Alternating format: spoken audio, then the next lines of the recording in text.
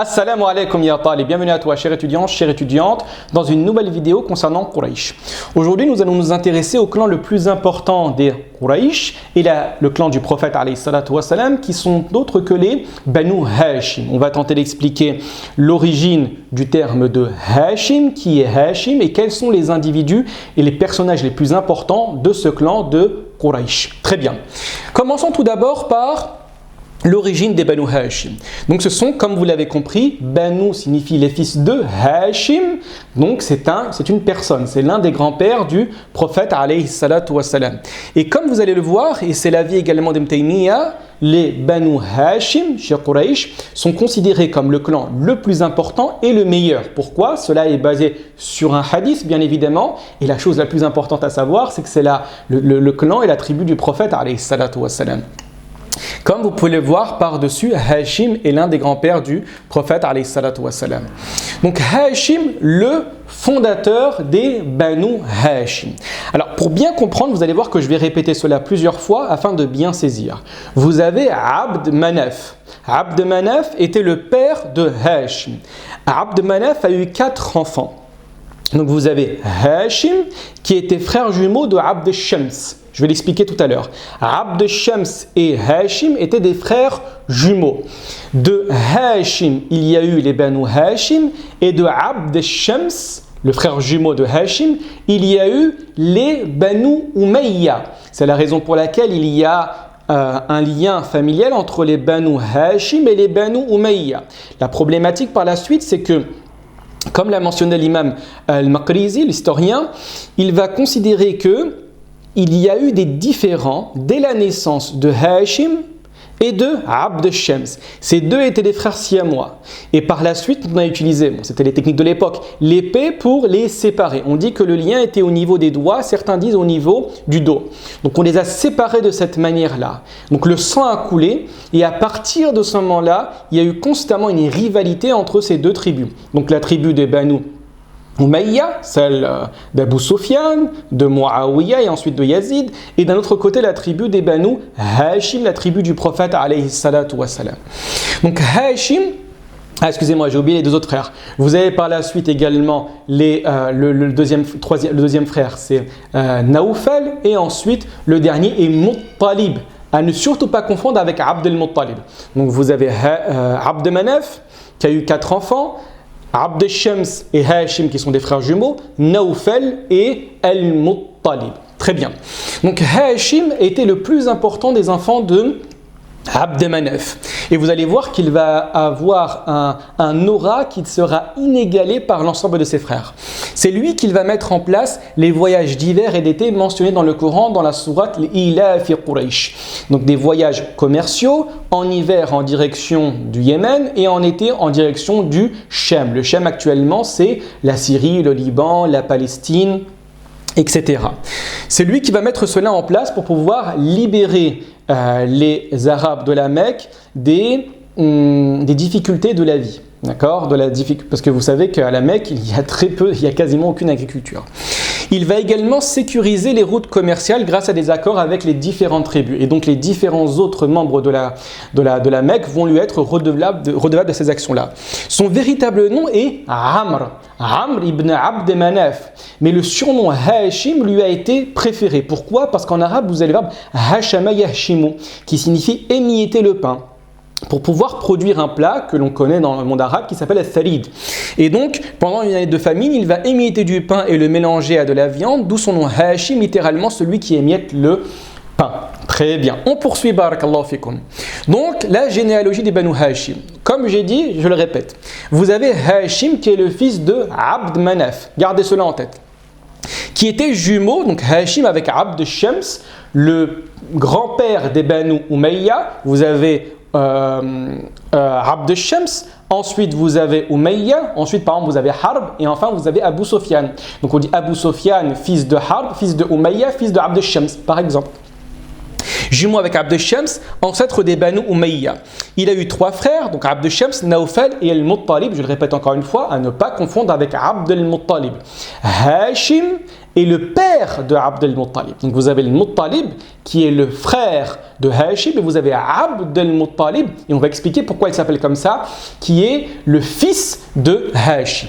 Donc les descendants Abd al-Muttalib, le plus important personnage de Quraysh, bien évidemment par la suite. Pourquoi? Car c'est lui qui va creuser le puits de Zemzem, mais également avec l'événement de l'éléphant. C'est lui qui va prendre la responsabilité d'aller débattre avec Abraha en lui disant sa phrase connue que j'ai des chameaux et c'est moi qui vais m'en occuper.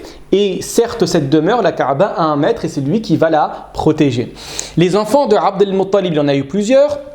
Il y a eu 10 fils et 6 filles. Les principaux, bien évidemment, que vous connaissez, Abu Talib, Abu Lahab, l'oncle paternel du prophète, Al-Abbas également, et également aussi Abdullah, bien évidemment, le père du prophète.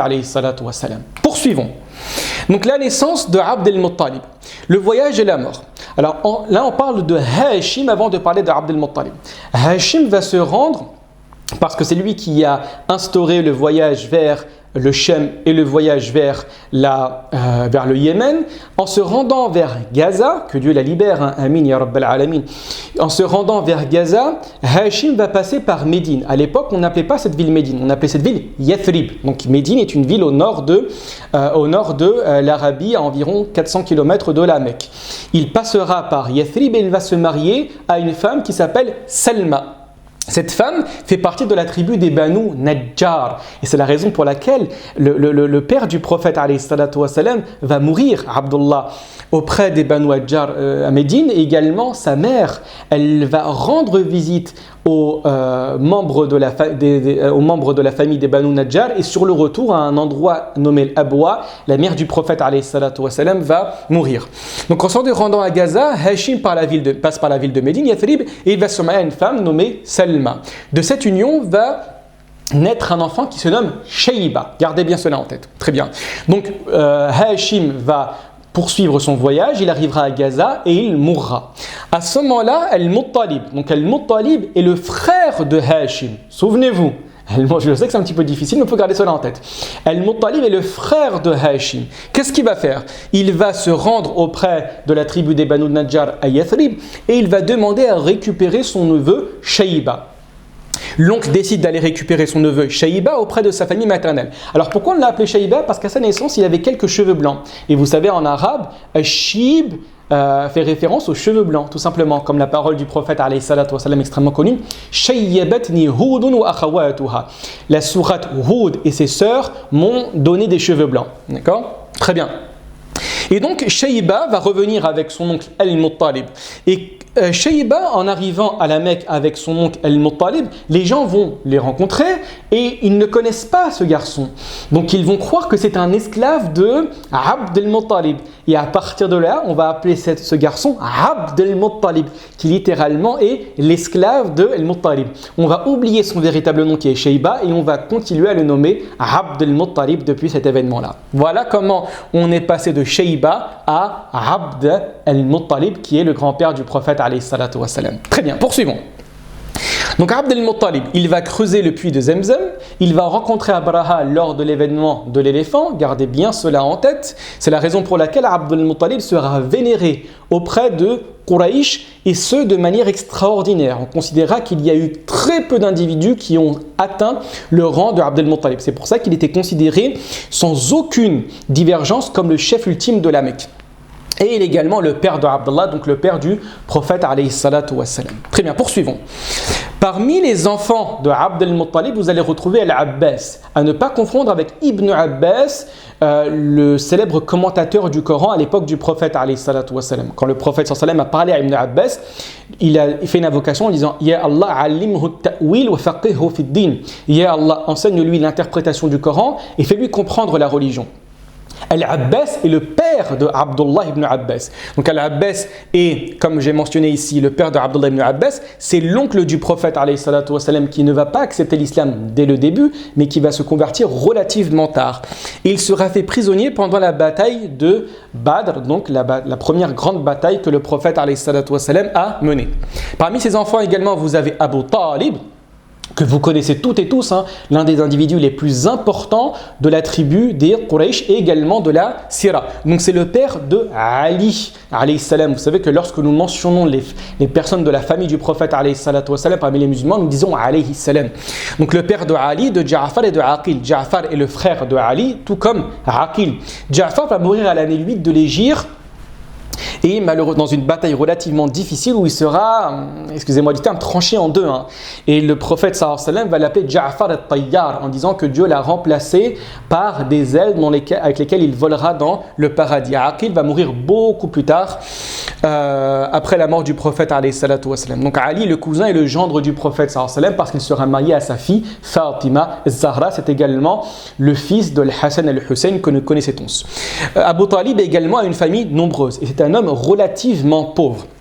Comme enfant, il a eu Ja'far, il a eu Talib également, qui va mourir et qui ne va pas laisser de descendance. Vous avez Aqil, qu'on a mentionné, Hani et Jumana. Et bien évidemment, Ali, que je n'ai pas mentionné.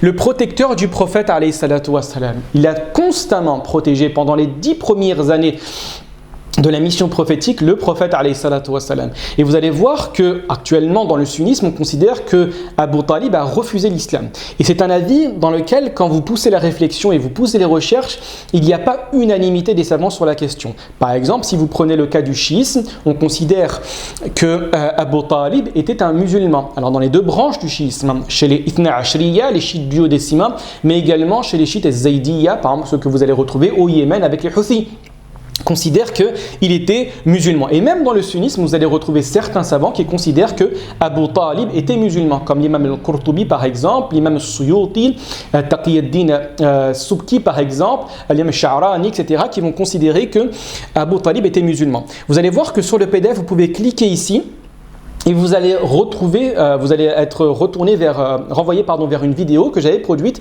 et qui explique le débat sur l'islamité ou la non-islamité de Abu Talib. Et également, c'est un des plus grands poètes. Il laisse après sa mort un diwan. Donc un diwan est un recueil de poèmes et certains disent que les vers de poésie qu'il a écrits sont plus beaux que ceux qui ont été écrits dans les mu'allaqat, donc les suspendus. Hein. C'est comme ça qu'on les traduit en français.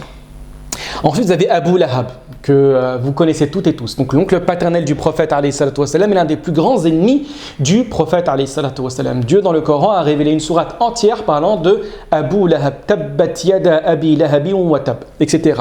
Donc un grand ennemi du prophète sallallahu alayhi wa sallam et qui sera condamné au feu directement dans le Coran, et c'est le seul personnage nominalement cité dans le Coran et qui va être destiné au feu. De son vrai nom, Abdul Uzza, et qui a été nommé par la suite Abu Lahab, le père de la flamme. Lui et son épouse Jamil. Jamil est la sœur de Abu Sufyan, donc de la tribu des Banu Umayya. Très bien. Vous allez retrouver également Hamza, bien évidemment, que vous connaissez tous, l'un des plus grands héros de l'islam. Il va se convertir en l'année 6 de l'Hégire, tout d'abord par Hamiyya, c'est-à-dire par attachement tribal.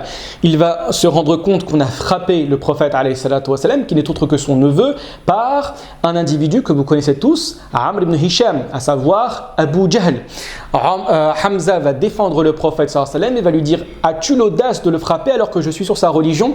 Donc il s'est converti initialement par amour tribal envers le prophète sallallahu alayhi wa sallam, et par la suite, on dit qu'un jour par la suite, il va revoir le prophète sallallahu alayhi wa sallam en acceptant l'islam avec son cœur.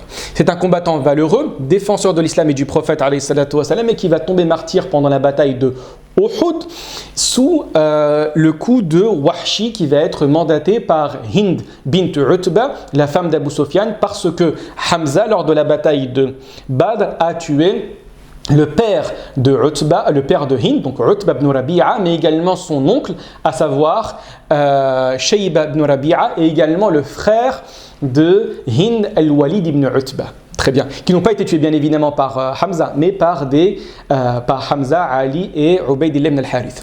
Très bien, on avance. Donc l'héritage des Banu Hashim, un clan prestigieux qu'il faut garder en tête, le clan le plus important des Quraysh, un lien direct avec le prophète sallallahu alayhi wa sallam. C'est eux qui vont garantir la sécurité du prophète alayhi salatu wa sallam pendant l'époque mécoise, et qui ont un rôle historique bien évidemment parce qu'ils vont être les porteurs du message de l'islam et les protecteurs du prophète. Voilà, nous sommes arrivés à la fin de l'explication de cette vidéo. N'hésitez surtout pas à m'interroger si vous avez des questions. Barakallahu fikum, wassalamu alaikum wa rahmatullahi wa barakatuh.